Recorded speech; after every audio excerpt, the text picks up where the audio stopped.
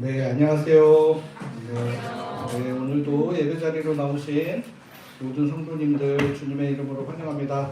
우리 앞뒤 좌우에 계신 분들과 주님의 평화가 함께 하시기를 빕니다. 인사 한번 하겠습니다.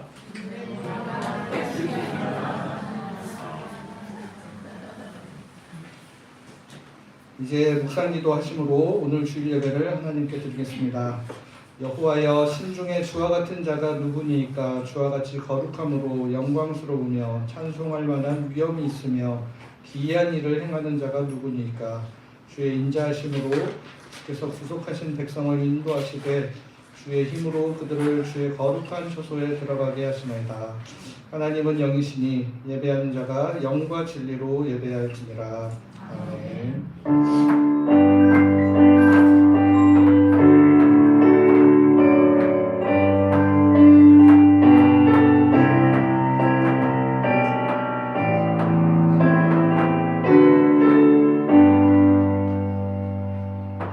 찬양과 경배를 받으시기 합당하신 하나님, 이 시간 저희들이 전심으로 하나님을 찬양하고 영광 돌리며 주님 앞에 예배합니다. 예배하는 이들에게 은혜를 베풀어 주셔서 연약한 자에게 힘을, 고단한 자에게 쉼을, 상한 자에게 치유의 은혜를 허락하여 주시옵소서. 예수 그리스도의 이름으로 기원하옵나이다. 아멘. 모두 일어나셔서 찬송가 29장 1절 함께 찬송하겠습니다.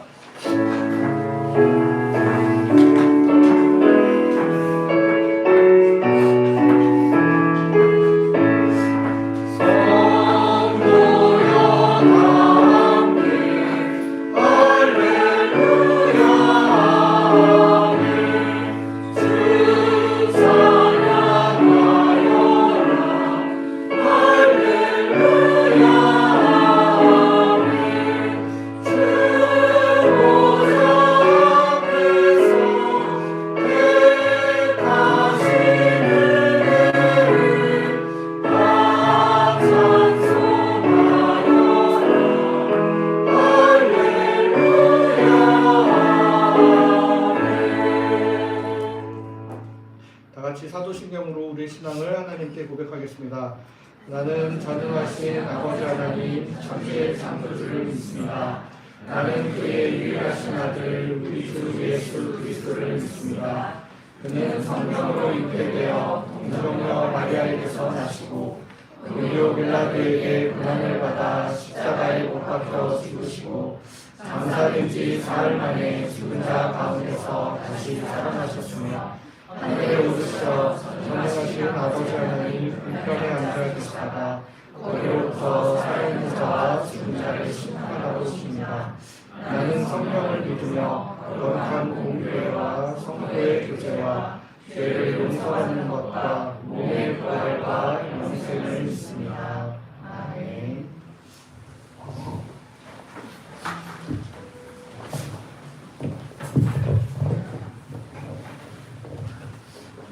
할렐루야. 6월 둘째 주 예배와 찬양의 은혜를 허락하신 주님을 기뻐합니다. 내 길을 여호와께 맡기라. 그를 의지하면 그가 이루시고. 시편의 말씀인데요. 한 주 동안 모든 마음을 쏟고 지혜를 내어서 이 땅 가운데 살아내는 일이 쉽지 않은 것 같습니다. 그렇게 애쓴 것들의 결과들은 어쩜 정신을 차리고 보면 너무나 사소롭거나 혹은 하나님 보시기에 기뻐하지 않는 일들도 많이 있는 것 같습니다.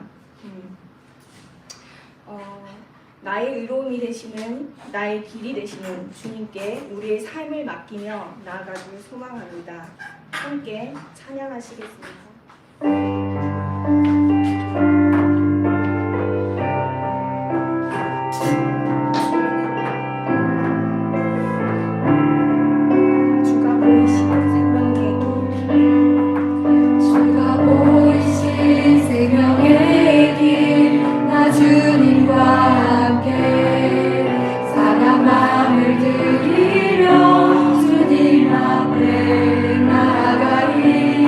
나의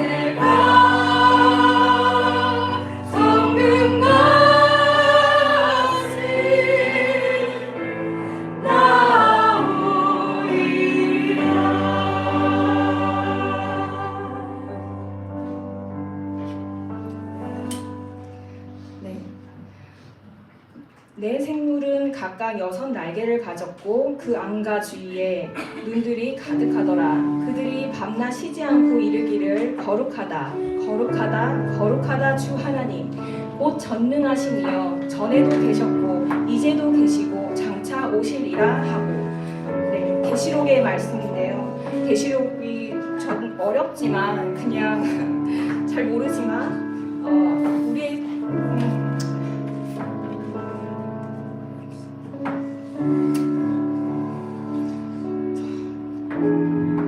우리의 삶도 이 내 생물들처럼 하나님 앞에서 거룩하다 거룩하다 거룩하다 그 쉬지 않는 감격의 찬양이 세상 끝날까지 하나님 앞에 나아가는 그날까지 이어주는 저희가 되기를 소망하는 마음으로 함께 찬양하면 좋겠습니다. 함께 찬양하시겠습니다.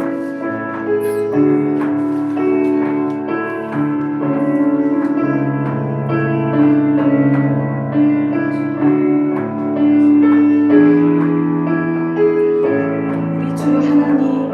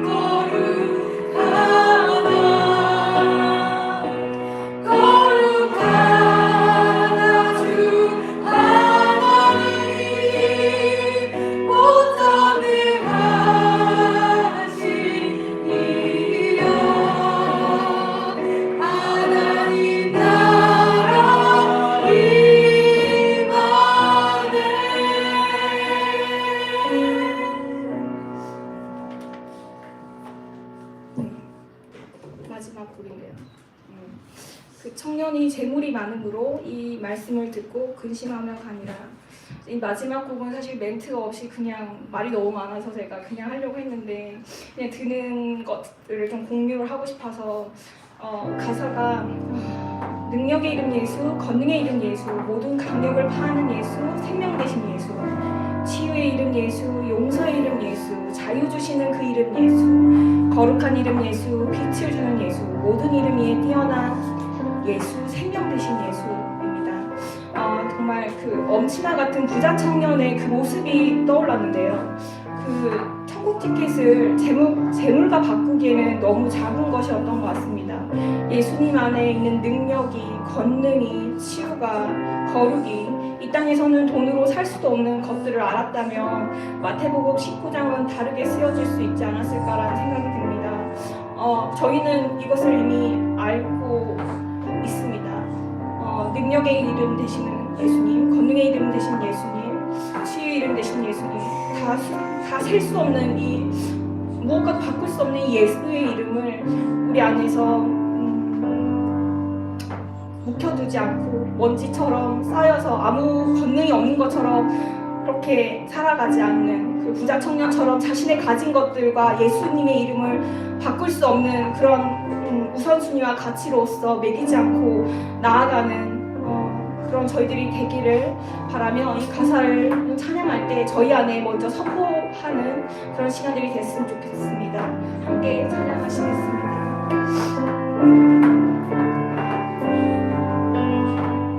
능력의 이름 예수, 능력의 이름 예수, 권능의 이름 예수, 모든 강력을 다하는 예수, 생명 되신 예수, 치유의 이름 예수, 용서의 이름 예수, 자유 주시는 그 이름 예수, 생명 되신 예수, 거룩한 이름 예수, 빛을 주시는 예수, 모든 이름 위에 뛰어난 예수, 생명 되신 예수, 능력의 이름, 능력의 이름 예수, 권능의 이름 예수, 모든 강력을 다하는 예수, 생명 되신 예수, 치유의 이름 예수, 용서의 이름 예수, 자유 주시는 그 이름 예수, 생명 되신 예수, 거룩한 이름 예수, 빛을 주시는 예수, 모든 이름 위에 뛰어난 예수, 생명 되신 예수, 모든 이름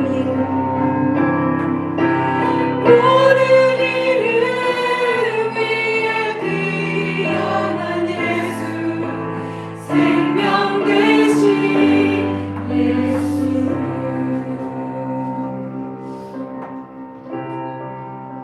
기도하시면서 하겠습니다.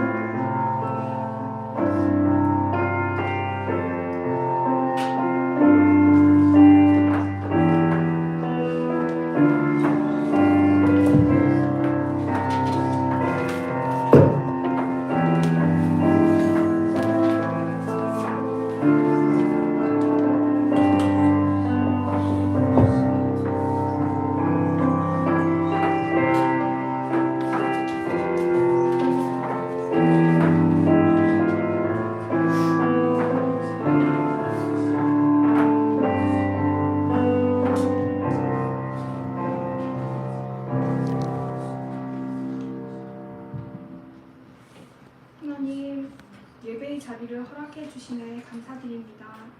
하나님, 저희가 매주 함께 모여 하나님의 이름을 부르고 찬양하며 예배하는 이 시간들이 천국 티켓을 확보하는 종교 행위가 되지 않기를 원합니다. 학교와 세상에서는 진화론을 배우고 교회에서는 창세기를 읽는 우리의 현실에서 사적 진리와 공적 사실이라는 모순적 표현 가운데 우리의 믿음을 진리일지도 모를 확률적 가능성으로 믿고 살아가는 것은 아닌지 돌아봅니다. 그러한 믿음으로 하나님께서 주신 생명의 시간을 어영부영 흘러보내지 않기를, 말씀이 진정 유일하며 영원한 진리임을 자신에게 먼저 선포되며 함께하는 모두에게도 드러나길 소망합니다. 주님, 진리를 자신의 온 삶으로 고백하며 선포하고 있는 선교사님과 그 가정에 주의 완전하고도 전적인 돌보심과 이 땅에서 먼저 천국의 기쁨을 날마다 누리며 살아가는 은혜를 허락하여 주시기를 간구합니다. 말씀 선포하시는 우리 선교사님께 성령의 충만함을 주시고 하나님의 마음을 따라 말씀이 선포될 때 들을 수 있는 영적인 귀가 우리 모두에게 열리도록 은혜를 허락하여 주시길 구합니다. 거룩하신 하나님, 살아계신 하나님, 말로 다 표현할 수 없는 아름다우신 하나님을 기뻐합니다. 저희 예배를 받아주십시오. 감사드리며 살아계신 예수 그리스도 이름으로 기도드렸습니다.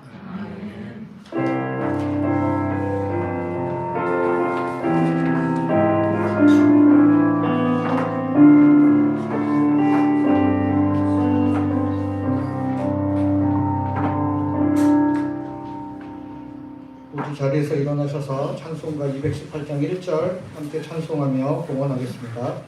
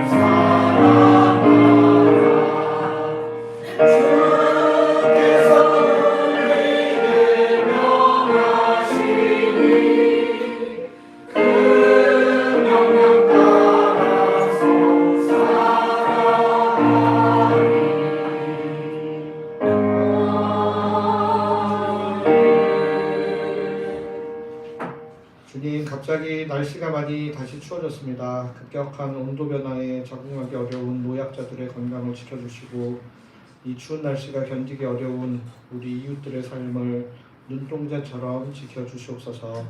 언제나 이렇게 저희를 지키고 보호하여 주시는 주님의 은혜에 감사드립니다. 저희의 모든 것이 하나님께로부터 말미암았음을 고백하는 마음을 담아 저희에게 주신 것의 일부를 구별하여 하나님 앞으로 돌려드립니다. 저희의 예물 가운데 담긴 저희 마음을 함께 받아주시고 여러 가지 어려움으로 주님께 드리지 못한 손길도 동일하게 기억하여 주시며 우리 교우들의 여러 가지 기도 제목들에 신실하게 응답하시는 하나님이심을 우리가 매 순간 경험하며 살아가는 은혜를 누리게 하여 주시옵소서. 감사드리며 예수 그리스도의 이름으로 기도드립니다. 아멘.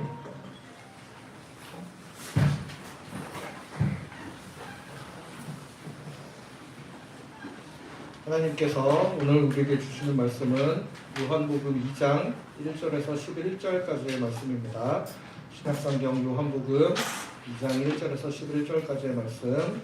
이 말씀을 제가 한 절 읽고 여러분 한 절 읽고 번갈아 교독하고 마지막 절 함께 읽도록 하겠습니다. 사흘째 되던 날 갈릴리 가나에 혼례가 있어 예수의 어머니도 거기 계시고 포도주가 떨어진지라 예수의 어머니가 예수에게 이르되 저들에게 포도주가 없다 하니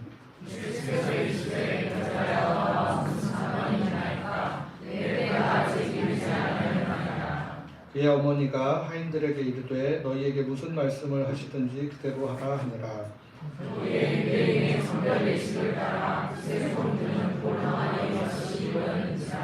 예수께서 그들에게 이르시되 항아리에 물을 채우라 하신즉 아기까지 채우니 이제는 서서 여자에게 갖다 주라 하시매 갖다 주었더니 연회장은 물로 된 포도주를 맛보고도 어디서 났는지 알지 못하되 물도 온 하인들은 알더라.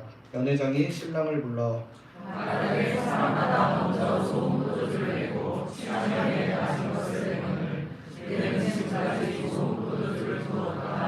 함께 읽겠습니다. 예수께서 이 첫 표적을 갈릴리 가나에서 행하여 그의 영광을 나타내시매 백발이 그를 믿으라. 아멘. 네, 오늘 말씀 전해주실 선교사님은 많은 분들한테는 설명이 필요 없는 우리 처음부터 끝까지 계속 저희 교회의 선교사님으로 계셔주시는 귀한 분이시고 또 그 중간에 새로 오셔서 잘 모르는 분을 위해 잠시 설명을 드리면 우리 굉장히 특별한 사역을 하십니다. 한국인이 일본에서 중국인을 대상으로 이렇게 선교 활동을 하셔서 이미 도쿄에서는 충분히 하나님께서 많은 열매를 주셔서 우리 현지인 사역자를 세우고 또 교토의 또 새로운 개척을 위하여 이기 사역을 해나가고 계시는 우리 박수민 선교사님, 송수아 선교사님께서 오늘 저희 교회 방문해 주셨습니다. 우리 박수민 선교사님 나오셔서 말씀 전해 주실 때 환영과 기대의 마음으로 박수로 환영하도록 하겠습니다.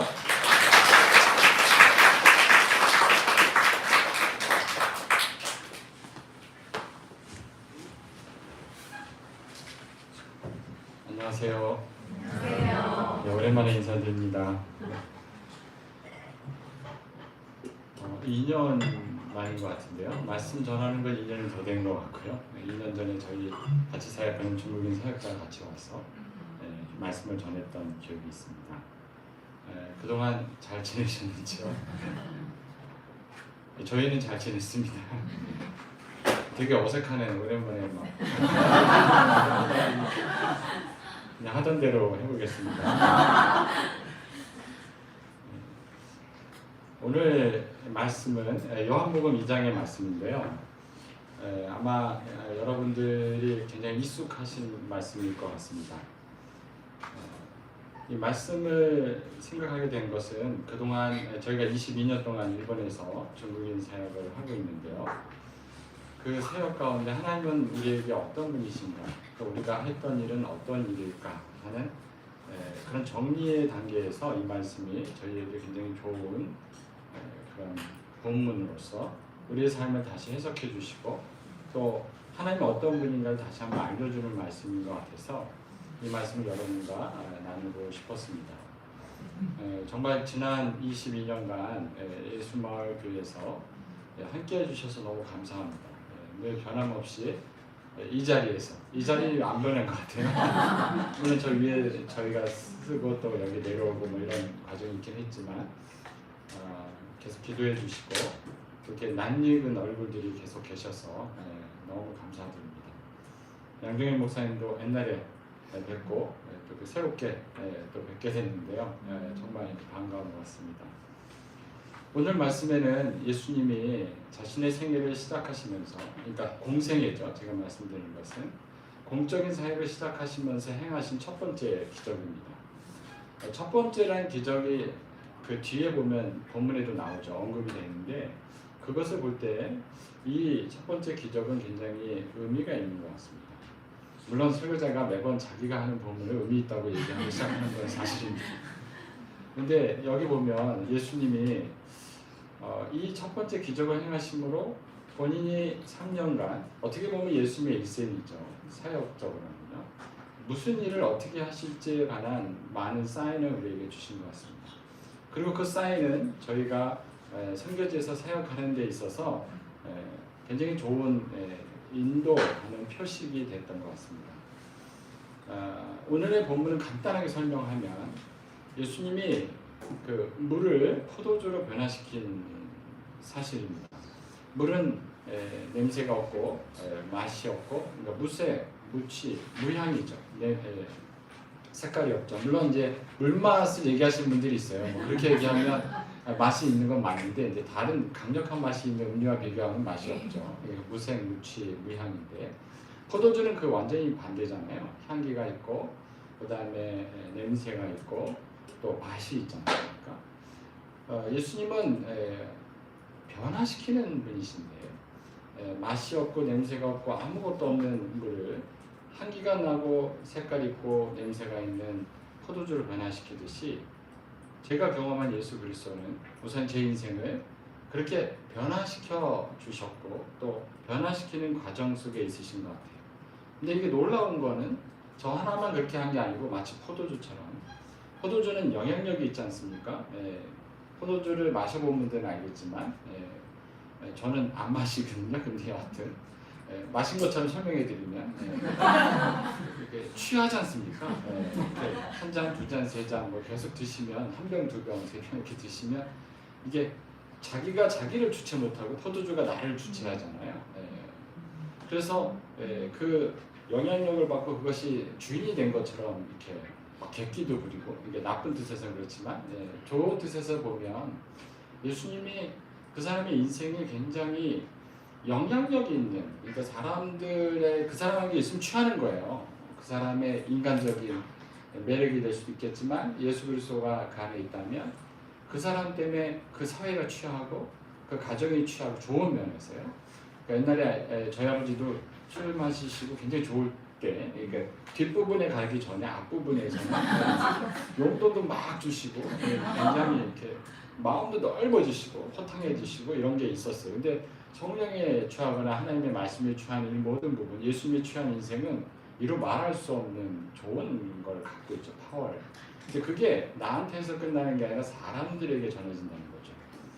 예수님의 첫 번째 기적은 우리 인생에도 그런 의미가 있고 저희 사역에도 그런 의미가 있습니다. 극적인 생명의 변화. 그것이 한 사람에게 끝나지 않고 여러 사람에게 연속적으로 영향력 있게 전달되는 그런 일들이 일어나는 게 예수님은 그 일을 오늘 첫 번째 기적을 통해서 우리에게 보여주신 것입니다. 1절 말씀부터 다시 보도록 하겠습니다. 1절에서 5절까지 말씀을 먼저 같이 나누도록 하겠는데요. 예수님이 갈릴리 가나에 있는 홀레에 어머니와 함께 또 제자들과 함께 그것에 참석하셨습니다. 3절에 보면 그 홀레 잔치에 문제가 하나 생겼습니다. 왜냐하면 포도주가 떨어진 겁니다. 저도 여기서 결혼을 했습니다. 결혼식장은 저기 방주교회를 빌려서 했죠. 여기서 도저히 할 수가 없어서 너무 작잖아요. 그래서 그렇지만 선배님들의 그 엄청난 지원과 그 기쁨과 막 그날 제가 결혼을 하니까 청년들이 너무 기뻐하더라고요. 다시 뭘 치운 것처럼 뭐 만세를 불렀어요. 피아노 옆에서. 근데 어떤 그 결혼식을 준비할 때 굉장히 사람들이 걱정하는 게, 특히 어른들이 걱정하는 게 음식이 모자르면 안 된다는 거죠. 버려도 되는데 남아서 싸줘도 되고, 근데 모자르면 안 된다고 해서 과하게 준비하시잖아요. 근데 그것처럼 가나 혼인잔치, 유대인에게 혼인잔치에 있어서는 우리보다 더 과한데 그게 뭐냐면 포도주죠.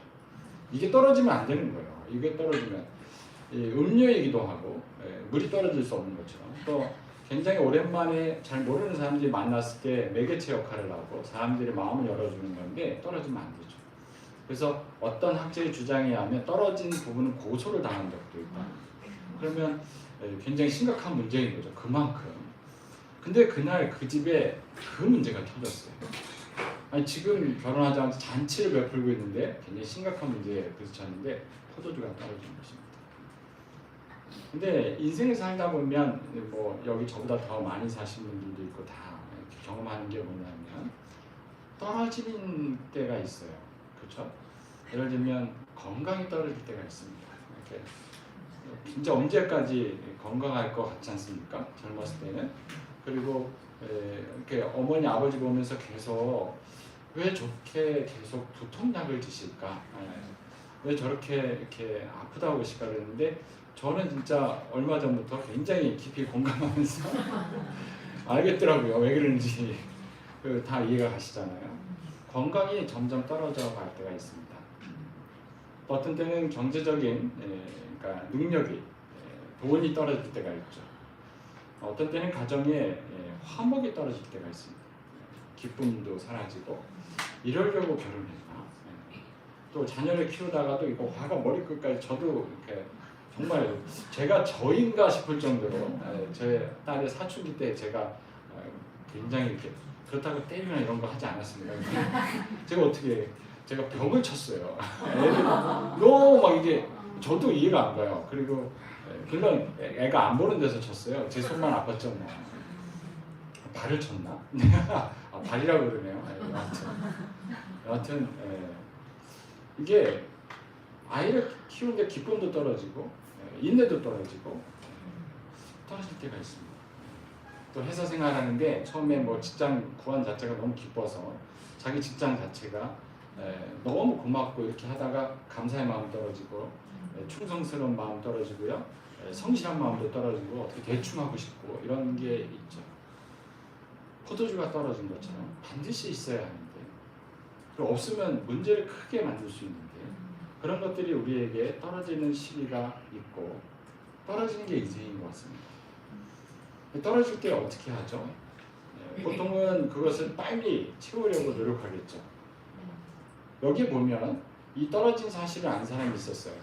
예수님의 어머니 마리아였죠. 본문에 보면 3절에 보면 예수의 어머니가 포도주가 떨어진 사실을 인식하셨습니다. 굉장히 지혜로운 거죠. 그리고 굉장히 빠르신 거고 문제의식이 있으신 거예요. 살다 보면 이런 분들이 있습니다. 공동체에도 있고 집안에도 있습니다. 꼭 자기 문제도 아닌데 삼촌이 우리 집의 문제 다 아시고 이렇게 꼭 얘기하시는 분들이 있죠. 아이들 문제도 얘기하시고. 근데 교회에도 이런 분들이 있을 수 있죠. 다른 사람보다 문제가 빨리 보여요. 이건 문제인데. 근데 그 자체가 나쁜 건 아닙니다. 빨리 캐치하는 게 뭐가 나쁘겠습니까? 예방할 수 있지 않습니까? 근데 그 문제가 생겼을 때 어떻게 하냐는 굉장히 다른 부분인 것 같아요. 근데 예수님의 어머니는 그 문제가 생겼을 때 그 다음 절 말씀을 보면 뭐라고 그러냐면 예수님을 찾아가십니다. 그렇죠? 일단 예수님을 찾아가서 그들에게 포도주가 떨어진 것이 있다고 3절 하반절을 보면 말씀하시잖아요. 무슨 문제가 있을 때 그것을 들고 예수님께 나가는 거는 우리가 기도라고 합니다. 그렇죠? 나에게 있는 문제를 예수님께 일단 말씀을 드려보는 거예요. 어떻게 될지 모르지만 마리아는 우리에게 굉장히 좋은 본을 보였는데 근데 이제 오해하지 말으셔야 할 게 그럼 모든 문제를 얘기하지 말아야 되느냐 기도만 해야 되냐 또 그런 건 아니죠. 포도주가 떨어진 거는 무슨 부도덕한 문제도 아니고 무슨 정의의 문제도 아니고 공평의 문제도 아니고 그냥 살아가면서 일상적으로 발생할 수 있는 사람의 연약함과 준비의 부족함과 돌발적인 상황들인 거예요. 그런 것들이 사실 교회에 많습니다. 그리고 가정에도 너무 많습니다. 근데 그런 거에 관해서 예수님의 어머니는 예수님을 먼저 찾으셨습니다. 저는 이 부분이 우리에게 좋은 시사점을 준다고 생각합니다. 우리가 무슨 문제가 생겼을 때 가장 먼저 찾아야 할 분은 예수님입니다. 그리고 예수님 앞에서 그 얘기를 내려놓고 대화를 나누고 요청을 해야 돼요. 근데 그게 기도죠. 기도는 우리의 삶에 있어서 어떤 때는 그게 무슨 소용이 있나 할 정도로 해답이 늦을 때도 있지만 일단 어떤 문제든 예수님 앞에 나가는 것은 하나님이 우리에게 주신 좋은 방법입니다. 우선적인 일이죠. 근데 보면 어머니가 그렇게 했는데 어떤 결과가 왔죠? 예수님이 4절에 보면 나와 무슨 상관이 있나이까. 아니 우리가 기도해보면 알지만 바로 응답이 안 오고 반응이 없고 결과가 없으면 정말 힘들지 않습니까? 특별히 예수님은 내 때가 이르지 않았다고 했고 나와 상관이 없다고 그러셨습니다. 이럴 때 기도하는 분들이 실망하기 쉽습니다. 예수님의 어머니도 그랬을 것 같아요. 근데 여기서 우리가 알 수 있는 것은 예수님의 때가 존재한다는 겁니다. 그것은 내가 기도한 때도 아니고 기도한 며칠 후도 아니고 언제인지 알 수가 없어요. 근데 중요한 거는 예수님의 때가 있고 내가 기도한 때가 있는 거예요. 두 때가 다 같이 공존해야 합니다. 예수님의 때가 되지 않았다고 우리의 기도의 때가 이루어지지 않은 것도 아니고 또 방치되어서도 안 되는 겁니다. 우리가 기도하는데 예수님의 때가 있죠. 그렇게 했을 때 예수님의 어머니의 반응은 뭐였죠? 5절 말씀을 같이 읽어볼까요? 같이 한번 읽겠습니다. 시작.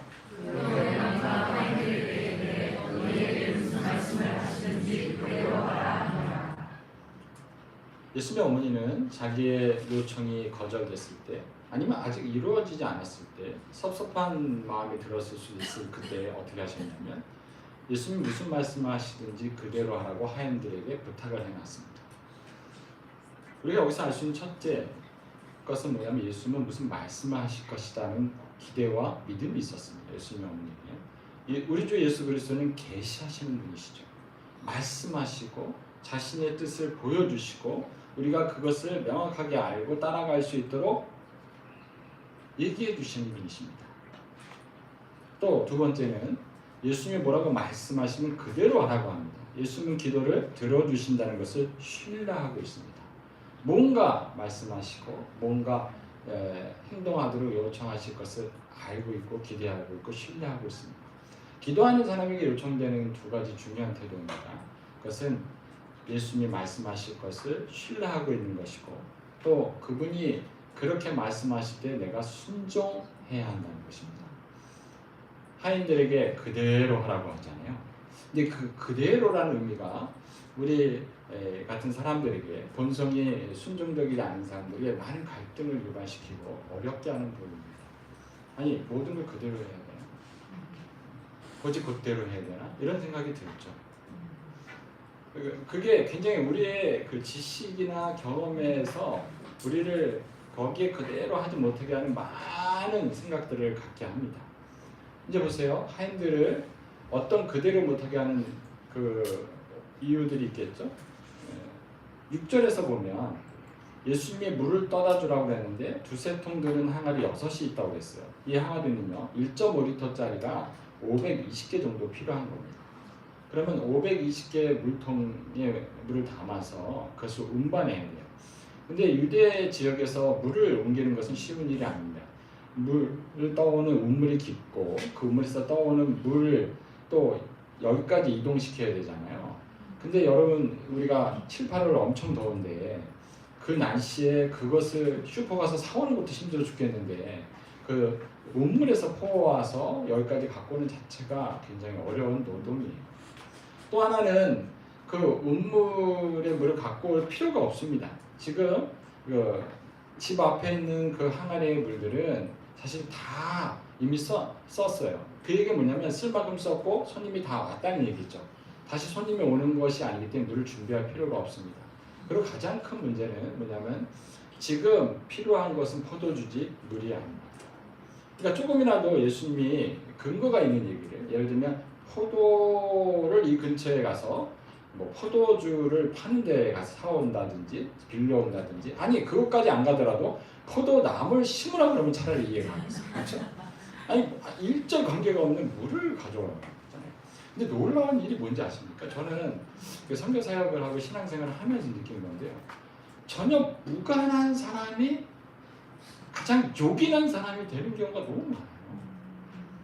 전혀 쓸데없는 얘기를 들었는데 그 얘기를 가슴에 담아뒀는데 때가 되면 그게 포도주가 되는 거예요. 전혀 도움이 안 되는 사람이 결정적인 순간에 진짜 하나님의 은혜로 강력한 도움이 되는 사람이 되는 순간이 있어요. 말도 안 되는 일을 내가 하고 있는 것 같은데 그 일이 정말 엄청난 결과를 가져오는 경우가 있다니까요.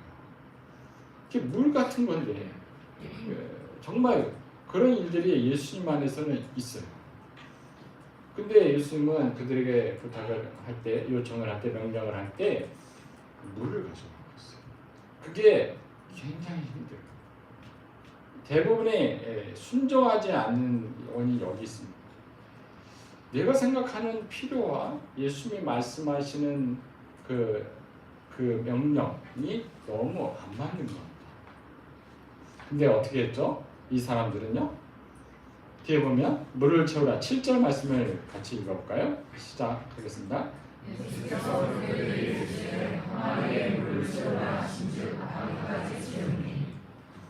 항아리에 물을 채우라 하시니 아구까지 채웠다고 했습니다. 아구가 어디죠?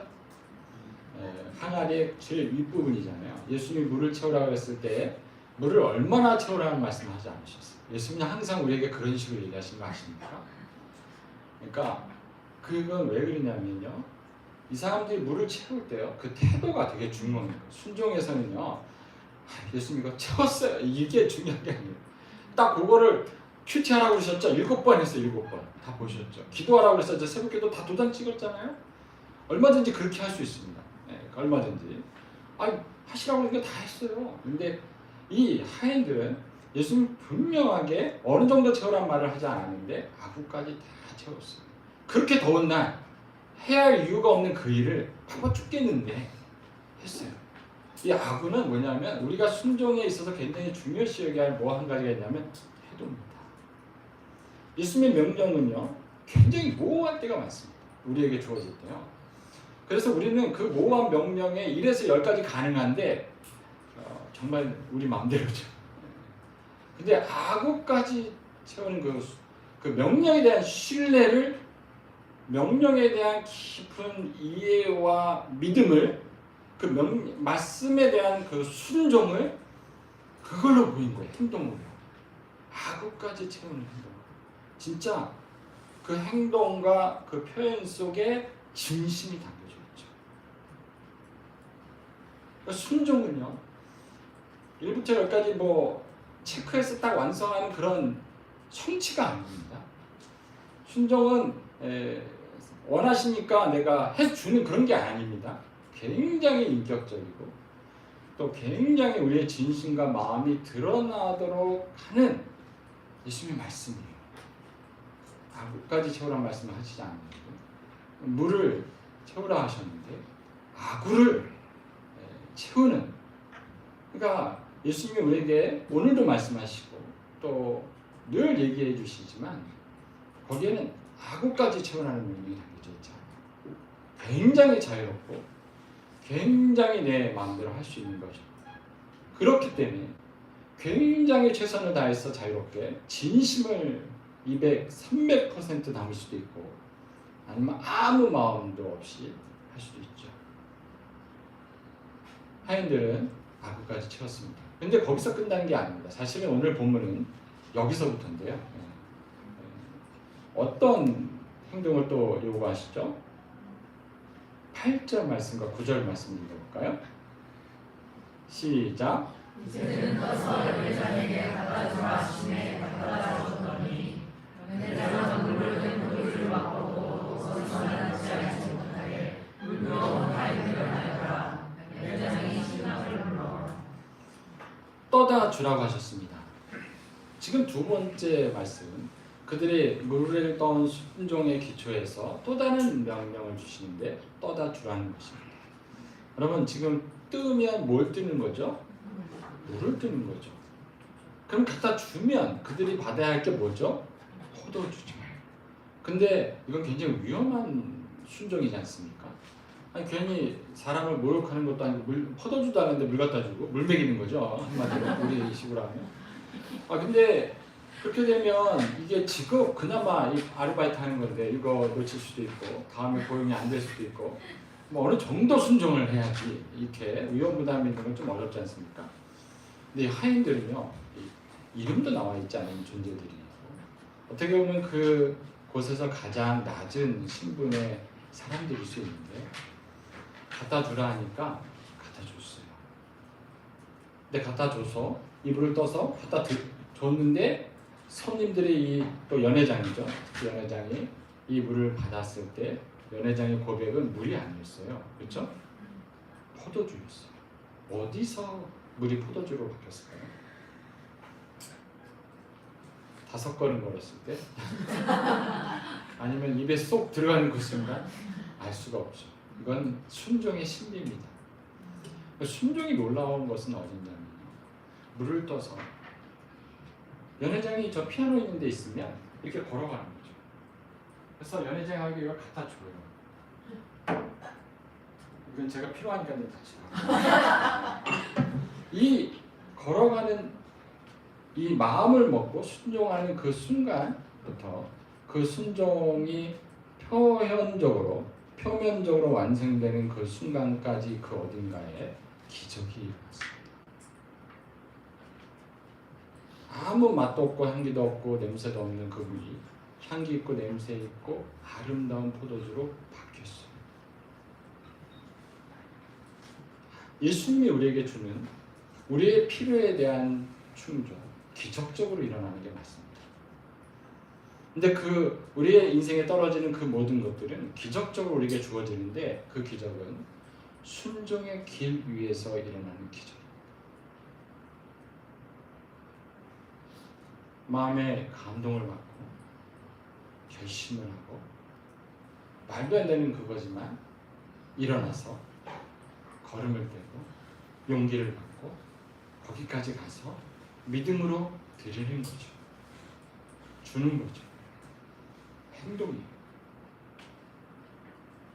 그 행동하는 순종의 그 어느 길에서 물이 포도주로 바뀌는 기적이 일어난 것입니다. 연회장은 포도주를 맛보고 너무 기뻤어요. 이렇게 맛있는 포도주를 맛본 적이 없고 어떻게 이 잔치는 보통은 이제 만난 걸 내고 그 다음에 취한 다음에 약간 덜한 걸 내고 이런 식으로 했나 봐요. 거기는. 근데 그 반대가 된 거예요. 왜 더 좋은 거를 나중에 내지? 더 좋을 수밖에 없죠. 왜냐하면 이 포도주는 사온 게 아닙니다. 이 포도주는 노력해서 포도주를 짜낸 게 아니에요. 이 포도주는 물에서 포도주가 된 거고 예수 그리스도가 변화시킨 포도주. 예수님이 변화시키는 그 물에서 변화된 포도주가 진정한 필요를 채워줄 수 있는 행복이 떨어지시는 재정이 부족하신가요? 우리에게 떨어지는 많은 인생의 문제들이 정말 끊임없이 벌어지지 않습니까? 근데 그 모든 것을 채워주는 예수님의 방법은 우리의 순종의 길 위에서 이루어지는데 이렇게 이루어지죠. 예수님은 물을 포도주로 변하신 것처럼 아무 냄새나 향기나 맛이 없는 사람을 포도주와 같은 향기 있고 영향력 있고 맛있는 사람으로 변화시키는 분이십니다. 예수님은 아무 맛이 안 나는 부부관계를, 아무 맛이 안 나는 아이들을 우리의 순종의 길 위에서 포도주와 같이 향기 나게 만들어내는 변화의 능력자이십니다. 예수님은 그 일을 하려고 이 땅에 오셨죠.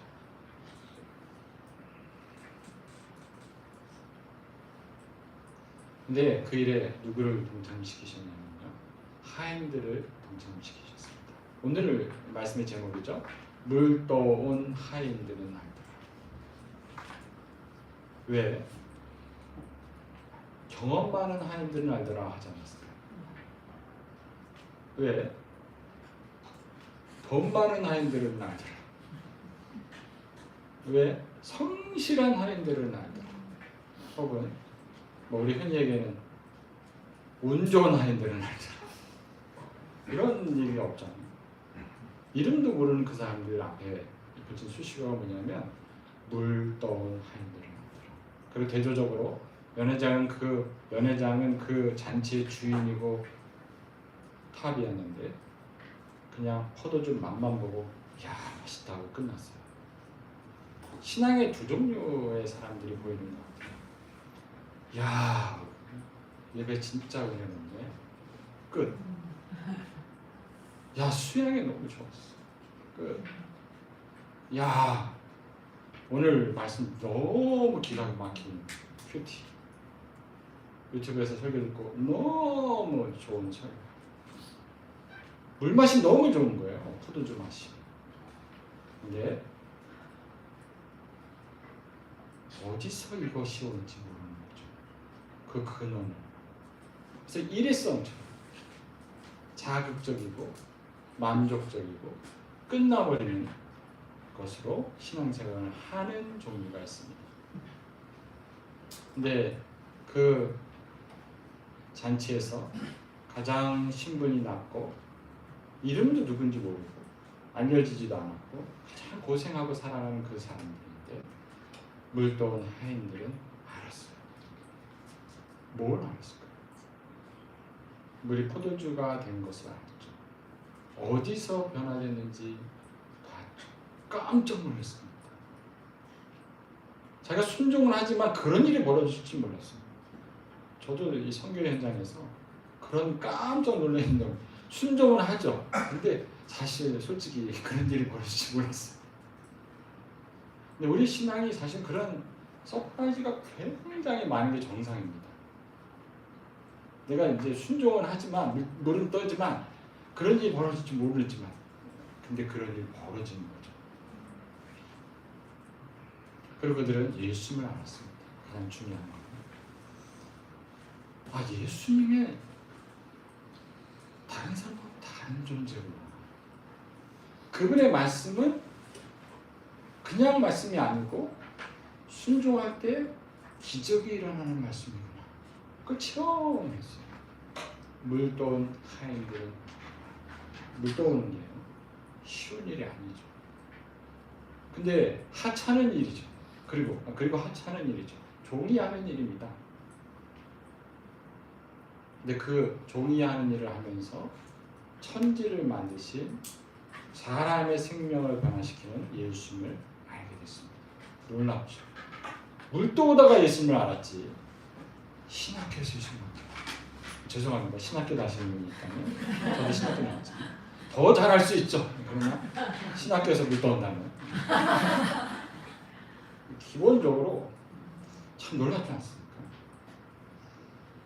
그러니까 물을 떠오는 그 분주함, 그 번거로운 고통스러움, 그리고 나한테 무슨 유익이 없는 다른 사람의 필요를 채우는 행동이잖아요. 내가 물이 필요 없는데 다른 사람도 사실 필요 없어요. 근데 그 순종을 통해서 예수님 누구인지 알게 되는 거죠. 사실 이 진리는 예수님이 순종의 왕이시기 때문에 가능한 것입니다. 예수님은 하나님의 말씀에 순종하셔 우리의 죄를 위해 십자가에 죽기까지 순종하셨죠. 그 십자가에 죽으심이라 이렇게 기록되어 있습니다. 예수님은 죽으심으로 우리의 모든 죄를 용서하시고 물 같은 우리의 인생을 포도주와 같은 인생으로 바꿔내셨어요. 그 예수님은 변화의 주인이시고 본인이 순종으로 세상을 변화시킨 생명의 근원이 되신 분이시기 때문에 우리에게 그 길을 활짝 열어주실 수 있는 것이죠. 저는 지난 20일간 일본에서 사역했는데요. 거기에 관한 몇 가지 소회를 말씀드리면 첫째가 뭐냐면 하인되는 기쁨이었습니다. 오늘 말씀하고 연결해서 말씀드리면 저도 사람인데 하인 되고 싶겠습니까? 여러분이 제가 왔는데 계속 하인 취급을 하신다면 손님 취급이라도 해주시면 좋지만 그러면 저는 아마 마음이 상할 거예요. 아마 다시 안 올 겁니다. 저도 뭐 이렇게 훌륭한 사람이 아니어서 근데 이렇게 막 존중해 주시고 사랑해 주시고 이게 하인들이 안다 그러는데 이게 얼마나 쉽지 않겠어요. 우리 공동체를 했을 때 여러분 하인들이 하는 일을 교회에서 계속 시켜보세요. 누군가에게 나를 뭘로 하는 거야 이렇게 되는 거잖아요. 이게 하인 되는 게 너무 쉽지 않습니다. 왜냐하면 남들보다 낮아져야 하고 시키는 일을 해야 하고 허드렛 일을 해야 돼요. 가치 없어 보이는 일들을 해야 돼요. 이 사람들이 하는 일이었습니다. 근데 하인 된 게 얼마나 놀라운 특권이었냐면 하인만 알았거든요. 제가 나름 선교지에서 담임 목사 일을 했죠. 15년간. 저 지금도 담임 목사죠. 근데 지금은 교인이 제 안에 한 명밖에 없는 교인이라서 그때는 좀 많이 있었어요. 그러니까 하인이 되기가 되게 어렵더라고요. 왜냐하면 교회 예배도 계속 있고 그러니까 이제 그야말로 다 일을 나누고 저는 이제 막 지시하고 뭐 이런 일을 계속 해야 되는 상황인 거예요. 그러다가 이제 교도에 내려왔지 않습니까? 교인이 한 명도 없는 데 와서 개척을 하니까 다 하인이 할 일만 있더라고요. 우리 교인이 아무도 없으니까 뭐 뭐든지 다 제가 해야 되는데 그러면서 새롭게 느끼는 기쁨들이 컸습니다. 그게 그러니까 선교사이기 때문에 가능한 것 같아요. 근데 그 하인이 될 때 그 하인으로 그 위치에 있으면서 하나님이 우리에게 열어주는 것이 많이 있습니다. 사랑하는 성도 여러분, 하인이 되기를 기뻐하십시오. 정말 어렵습니다. 정말 어려워요. 제가 그 동경에 있는 교회에 이제 이양을 하고 교도에 내려왔는데 오랜만에 동경에 있는 교회에 다시 갔잖아요. 근데 지금 담임 목사가 아니잖아요. 담임 목사님 새로 오셨거든요. 현진이 세웠거든요. 그러니까 제가 담임 목사가 아닌 위치에서 뭔가를 앉아 있고 뭘 이렇게 하려니까 너무 어려운 거예요. 이게 되게 벌써 이게 습관이 안 돼 있고, 이게 아마 여러분 교회를 오래 다니시다 보면 하인 일을 하기가 굉장히 어려우실 겁니다. 하인을 시키는 일은 잘해도 내가 하인이 되는 것은 어려운데, 그러니까 끊임없이 우리는 그 길을 찾아야 돼요. 중국 분들이 제가 물을 떠다 주면 그분들이 그걸 먹었는데 정말 별것도 아니에요. 제가 할 수 있는 게 밥 한 끼, 제가 안 해도 그것도 아내가 다 하고, 저는 이제 재료 사오고 이런. 제가 시간이 다 됐나요? 다 된 것 같아요.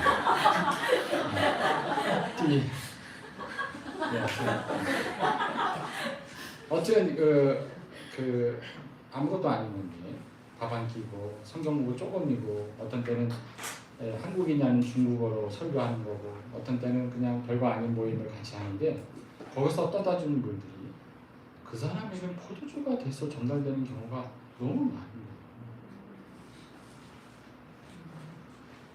거예요. 너무 놀라운 거예요. 그 사람들 보면. 교인들을 이렇게 보고 있으면 정말 우리가 뭘 했다고. 근데 그분들이 여기 와서 밥 먹고 예수님 믿고 바뀌어요. 신앙의 기쁨은 우리가 물을 떠다 줬는데 그 사람이 포도주를 마시고 취해버리는 걸 보는 기분. 이렇게 맛있는 포도주가 있어요. 이렇게 귀한 분이 어디 있습니까? 예수 그리스도죠. 두 번째 방금 얘기한 거 겹치는 부분이 있지만, 물 떠다 주는 기쁨입니다.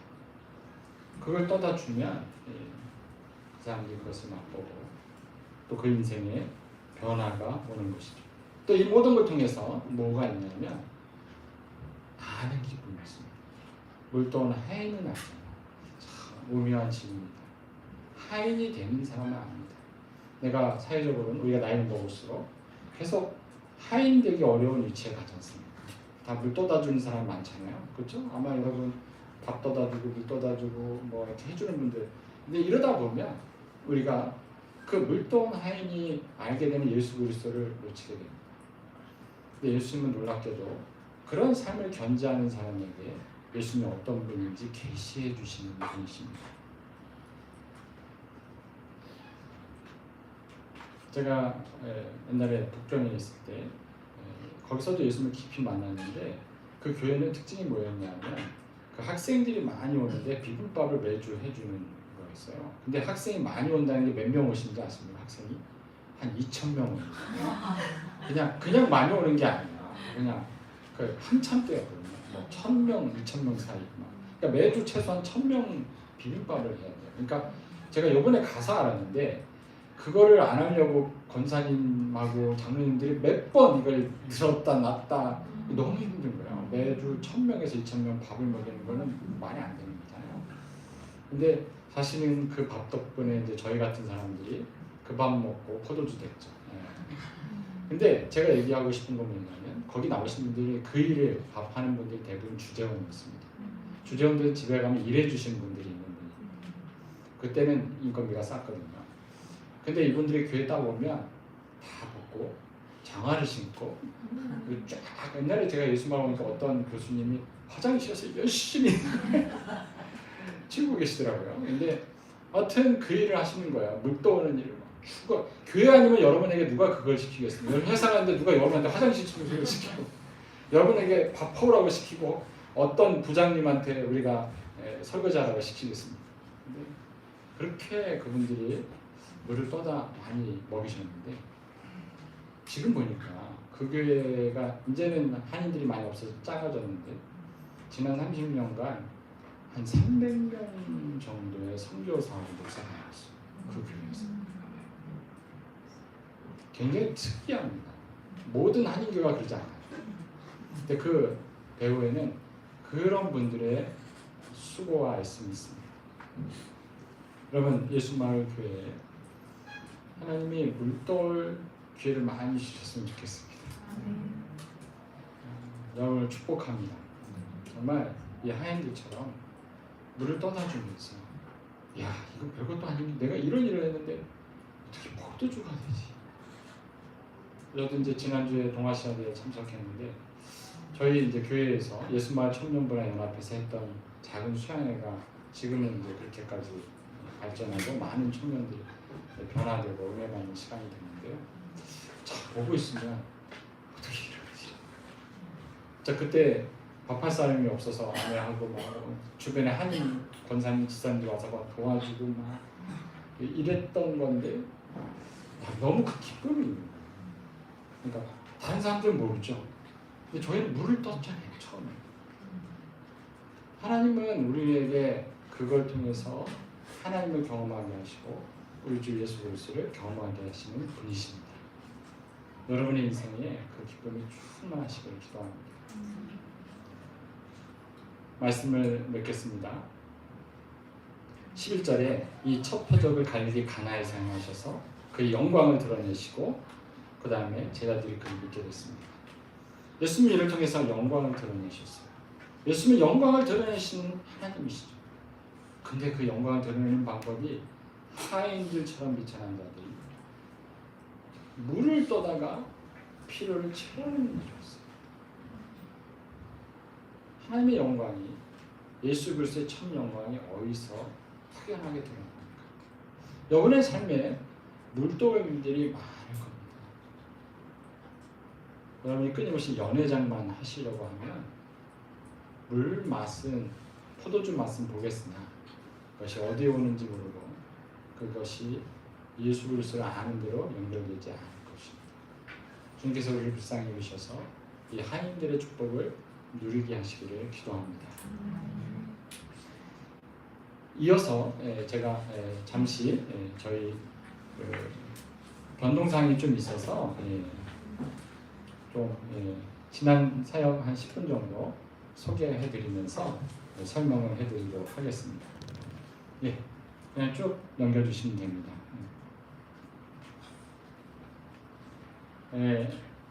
저희는 22년간 해외에 있는 중국인 사역을 했습니다. 해외 중국인들이 한 8천만 명 있습니다. 자기 고향을 떠나서 사는 사람들은 3억이 있습니다. 그러니까 엄청난 사람들이 이주해서 디아스포라가 되어 있는데요. 저희는 그 중에 8천만 명이 있는 중국인들. 근데 그 중국인들이 일본에는 한 120만 명 있습니다. 그들을 대상으로 사역을 하고 있습니다. 네, 넘겨주시면 됩니다. 그렇게 된 이유는 저희가 사이판 중국교회에서 한 1년 정도, 그다음 북경 21세기 교회에서 또 한 제가 이제 거기서 유학하는 경험이 좋은 기초가 됐습니다. 네, 다음 번 보겠습니다. 사이판에서 사실 어떻게 보면 이게 저희의 첫 사역지였고요. 거기서 한 1년 정도 중국어를 배우면서 중국 형제자매들의 복음을 전하면서 또 그분들을 통해서 중국어를 배우면서 지냈습니다. 네, 다음 번 보겠습니다. 그걸 마치고 저희가 일본에서는 첫 기, 그런 전체적인 두 번째 사역을 삿포로에서 했습니다. 2004년부터 2008년까지 했죠. 삿포로에서는 주로 일본 교회 안에 중국인 예배를 개척해서 섬기는 일을 했고 하나님의 은혜를 주셔서 전쟁고아 출신의 중국인들을 많이 전도하고 그 가족이 예수를 믿게 되고 또 공동체가 한 100여 명 정도 모이는 한 110명까지 나간 그 공동체가 세워졌습니다. 그래서 밑에 보면 이제 수양의 사진이 있죠. 그래서 이게 계기가 됐고 저희가 한 텀을 마치면서 이런 필요가 더 많은 지역에 있는 것을 알게 되고 저희가 그러면 홋카이도 지역은 다음 후임을 넘겨주고 저희는 다시 도쿄로 가서 개척하게 됐습니다. 예, 본인 얼굴도 나온 분들 있을 것 같은데 저희가 2009년부터 사역을 했는데요. 도쿄에서 2010년 봄에 여기에 이렇게 요분들이 저희를 방문해 주셨어요.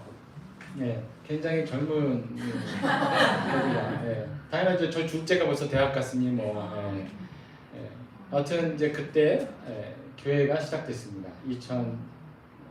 2009년부터 올려주시면 그 집이 사실은 이렇게 아무것도 없는 집에서 그냥 저희 슈트케이스가 아니고 여행 가방 넣고 캐리어 넣고 거기서 이제 밥 먹고 시작해서 교회를 개척하게 됐죠. 그게 좀 길어요. 그 옆에 거 보시면 제 둘째가 있고요. 그 다음 장면으로 넘어가겠습니다. 그렇게 해서 이제 작은 교회를 시작했는데 하나님의 많은 은혜를 주셔서 저희 교회는 결국에 분리개척 3교회가 나오고 4교회의 교회가 됐고요. 그리고 이제 또 저희 교회뿐 아니라 중국인 사역을 전국적으로 하게 돼서요. 그 중국인들 연합에서 전도한 모임을 위해서 우리 재팬 크리스천 센터라는 단체를 만들어서 활동하게 됐습니다. 그리고 이제 이 밑에 기도 제목이 중요한데요. 일본에 있는 중국 교회가 처음에 한 40여 개 있었는데 지금 한 117개 정도까지 성장했고요. 물론 저희가 한 부분도 있지만 대부분 그분들 스스로 한 게 많이 있고요. 그 다음에 지금은 400개 정도 교회가 설립되도록 기도하고 있어서 중요한 기도 제목이 이 아래에 있는 겁니다. 800, 400, 200.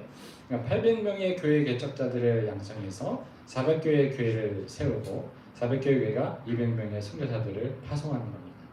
근데 이거는 그냥 단순히 숫자의 문제가 아니고 그 안에 있는 중국인 사회의 변화를 위한 기본적인 제시를 한 거죠. 다음 번 보겠습니다. 그리고 안식년을 맞아서 저희가 잠깐 케냐에 있었던 적이 있습니다. 2번 안식년 했는데요. 한 번은 예수마을에 와서 우리 청년들이랑 단기 선교 간 적이 있고요. 한 번은 아프리카에 있었습니다.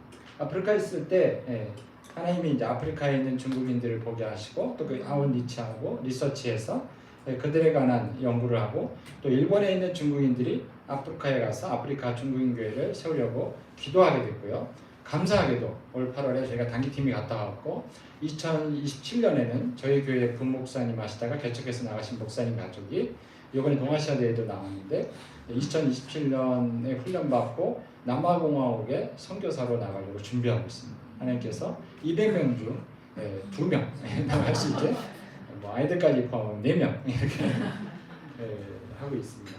근데 그때 맨 밑에 보면 이제 저희 둘째가 그 나이로비에서 병이 걸려서 열병이 걸려갖고 뭐 그때 정말 예수마을 너무 감사해요. 그때 진짜 목숨 걸고 기도해 주시고 또 장로님 바로 저 병원에 와주시고 많은 분들이 찾아주셔서 그 둘째가 그때 뭐 정말 위험했는데 열이 3주간 내리지 않아서 비행기에 싣고서 이렇게 구급차로 해서 한국까지 다시 돌아왔는데 살았어요. 그리고 지금은 너무 밝고 활발하고 대학생 됐습니다. 그래서 하나님이 좋은 기도의 은혜를 주셨습니다. 다음 번 보겠습니다. 도쿄에서 이제 안식년 갔다 온 후에 후반기 사역을 많이 열어주셔서 교회 개척이 계속됐고요. 교회는 전체적으로 이렇게 4개의 교회가 한 300명 정도 전체를 합치면 하는 교회가 됐고요. 교회뿐 아니라 국제학교를 저희 교회 안에 세웠습니다. 그래서 저희 둘째 딸은 그 학교를 졸업하고 대학 가게 됐고요. 지금은 이제 저희 교회 안에서 계속해서 학생들이 있습니다. 28? 제가 확인해 볼 건가 최종적 28명이 있습니다. 그 다음에 이제 많은 헌신자들이 나와서 800명의 교회 개척자들을 세우기 위해서 저희가 신학교를 세웠는데 이번에 신학생들이 11명 졸업합니다. 한 27명 정도 학생이 있고요. 그 EATS 신학교고요. 그 다음에 저희가 이제 중국인들이 세계 선교 많이 나오고 있어서요. 선교회를 하나 세워서 중국인들의 해외 선교를 돕고 있습니다. 보드 브릿지 오브 디아스포라라는 선교회입니다. 이것은 저희 교회가 연합으로 드리는 여름의 세례식입니다. 세례식에 정말 한 20여 명 세례 받을 때도 있고 막 20여 명 받을 때도 있는데 온 4교회 교회가 같이 모여서 강가에서 세례식을 베풀고 하루를 즐겁게 피크닉하는 장면입니다. 다음 장면 부탁드리겠습니다. 이 교회 하나님이 몇 년 전에 4년 전이죠. 정확히는 3년 반 전인데 교회 건물을 하나 주셨습니다. 정말 죄송합니다. 이 사진을 이렇게 띄울 때마다 예수마을도 교회가 건물이 없는데 근데 저희 소유는 아니에요. 정확히 말씀드리면 어떤 분이 사셔서 저희가 쓸 수 있게 결국 예수마을과 똑같습니다. 저희도 사용권밖에 없습니다. 그 건물을 허락해 주셔서 근데 이제 그럼에도 불구하고 여기 장식하고 그런데 돈이 많이 들어가는데 예수마을에서 또 특별히 헌금해 주시고 또 여러 면에서 지원을 해주셔서 또 물론 본인들이 제일 많이 했고요.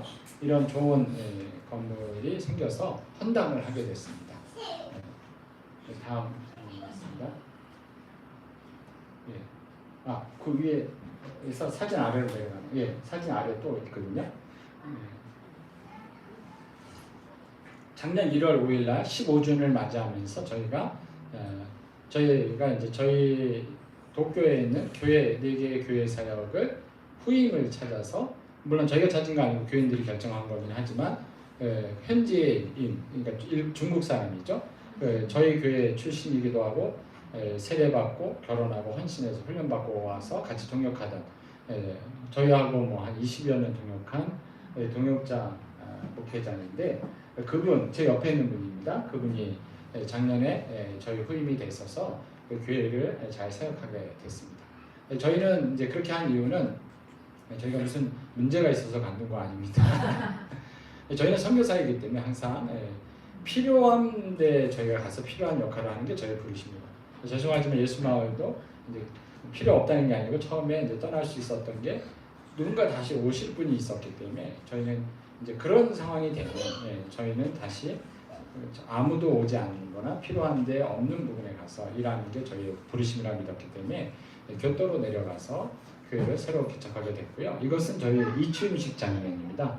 교인들이 함께 이제 즐겁게 저희를 또 파송해주고 또 새로운 목사님을 기쁘게 받아들였습니다. 다음 장면 보겠습니다. 또 교토에서는 이제 저희가 이제 집에서부터 또 처음 아까 그 사진처럼 이제 두 딸이 커서 이제 독립해서 저희 둘만 내려가서 이제 집에서 하는데, 감사하게도 이렇게 사람들을 계속 보내주셨어요. 물론 길거리에서 저희가 전도하기도 하고 단기팀이 같이 전도하고요. 또 아는 분 통해서 초청하기도 했는데 학생들을 위주로 해서 한 10여 명 뭐 같이 모여서 식사하고 성경 공부하는 정도까지는 됐고요.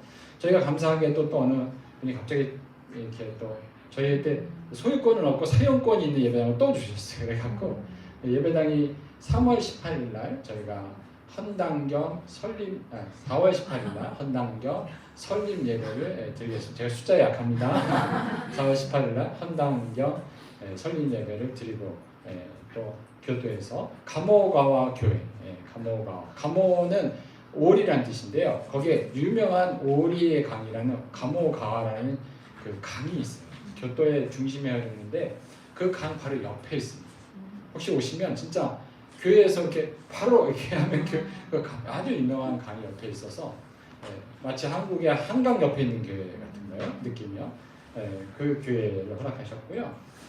이거는 이제 성탄절 날 저희가 단기팀과 함께 전도 집회를 했던 모습입니다. 감사하게도 교토에서는 학생들이 많이 오는데 중국인 전도했는데 꼭 일본 사람이 이렇게 따라오는 거예요. 그래서 저희가 뭐 일본 분 오면 그 전에는 이제 뭐 웰컴하고 전하긴 하지만 이렇게 조금 뭐 그렇게 그 일본인까지 신경 쓰지는 않았거든요. 근데 그래도 일본 분들이 세례받는 경우가 있었어요. 근데 이번에는 너무 많이 와요. 그러니까 비율로 따지면. 그래서 하나님의 뜻이 거기 있는 걸 알았어요. 그래서 저희가 일본 분이 오는 것도 같이 집회하고 또 중국 분도 오고 또 한국 유학생도 오더라고요. 근데 그 전에 한국 유학생은 근처에 한국교회 소개했는데 이제는 이제 다 받아서 인터내셔널하게 같이 뭐 지금 한 명의 교회에서 보내주시는 대로 다 받고 저희가 다 같이 가족으로 해서 새로운 형태의 개척을 또 한번 해보고 있습니다. 저희 혼자 하는 건 아니고 저희 후배 선교사 팀 가정이 들어왔고 저희하고 또 현지에서 만난 가족이 여기 헌신해서요. 세 가정이 한 팀이 돼서 개척을 하고 있습니다. 네, 다음 번 보겠습니다. 이런 순서로 지금까지 왔고요. 요 밑에 작게 써긴 했는데 뭐 아시는 분은 아시겠지만 이게 마지막 언급이 될 것 같은데요. 저희가 작년에 교토로 내려갔을 때 저희 단체, 제가 이제 GP라는 선교 단체에 속해 있습니다. 한 450여 명 선교사가 있는 단체인데 작년에 저희 선교 단체는 그냥 연수가 되면 그냥 대표 후보에 올리고 그냥 전체 선교사들이 투표하는 시스템인데 저희도 모르고 어떻게 이제 저희가 대표가 됐어요. 그래서 이거는 임명이기 때문에 돌아오지 않을 수가 없는 상황이 되어버렸습니다. 그래서 교토에 내려가자마자 이렇게 와서 소식이 임기는 내년 1월부터인데 여하튼 그런 상황이 발생해서 저희가 기도하는 중에 그냥 순종하기로 했습니다. 또 무슨 물들 일이 있겠지. 이번에 또 여기 와서 뭐 시키는 대로 뭐 4년이니까요. 그렇지만 이제 교도 개척이 얼마 되지 않아서 저희가 이제 그거는 팀으로 개척한 거라 그분들에게 또 한번 이양을 하고 저희는 이선으로 불러놔서 서포트를 하고요.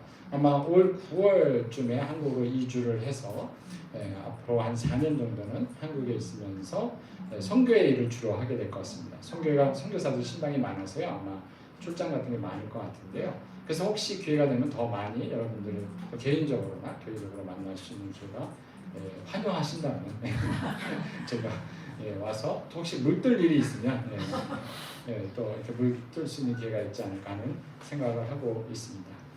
그리고 여러분들이 그동안 이런 과정 속에서 저희를 신뢰해 주시고 또 함께 기도해 주시고 후원해 주셔서 정말 저에게 큰 도움이 될 뿐 아니라 좀 따뜻한 마음이 있습니다. 기억해 주셔서 전화도 가끔 주시고 이렇게 연결해 주셔서 늘 감사한 마음 품고 있습니다. 그런 부분 여기까지 하고요. 제가 잠깐 기도하고 보고와 예배의 말씀을 마치도록 하겠습니다. 하나님 아버지, 귀한 주님의 문된 교회를 이곳에 세워주시고 또 이곳에서 성도님들의 헌신과 또 섬김으로 많은 젊은이들이 또 많은 사역자들이 은혜 받고 또 새로운 사역지로 파송되고 또 헌신하고 또 주님의 일을 감당하는 것을 감사드리고 많은 형제 자매들이 은혜 받고 예수 그리스도의 사람이 되고 또 가정을 이루고 주님을 위해 사는 삶이 된 것을 감사드립니다. 주님께서 정말 하찮은 저희를 부르셔서 정말 별거 아닌 일을 하고 있는 것처럼 보이지만 하나님께서 이 물을 떠오는 작업을 통해서 사람을 변화시키는 포도주로 변화되는 기적들을 곳곳에서 베풀어 주신 것을 감사드립니다. 우리가 늘 겸손한 마음으로 주님의 부르심에 합당하게 순종해서 이 길을 걸어갈 수 있도록 도와주시옵소서. 이 자리에 함께한 성도님들 한 분 한 분을 축복하셔서 이런 물도온 하인들은 알더라 하는 놀라운 예수 그리스도를 아는 은혜를 날마다 더하여 주시기를 기도합니다.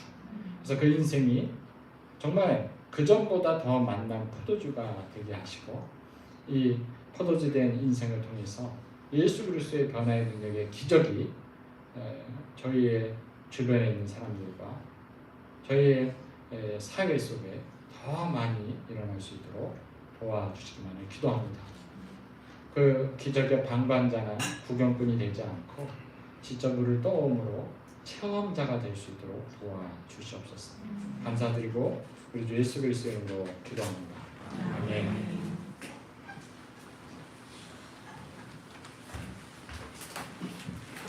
우리 모두 자리에서 일어나셔서 화성의 찬양 찬송가 445장 찬송하시고 박수민 전도사님 축도로 예배를 마치겠습니다.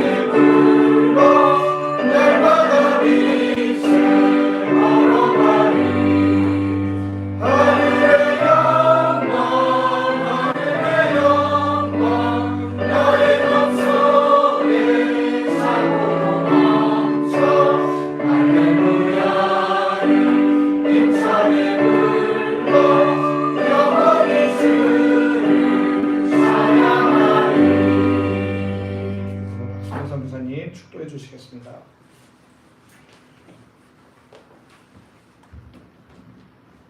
같이 축복받겠습니다.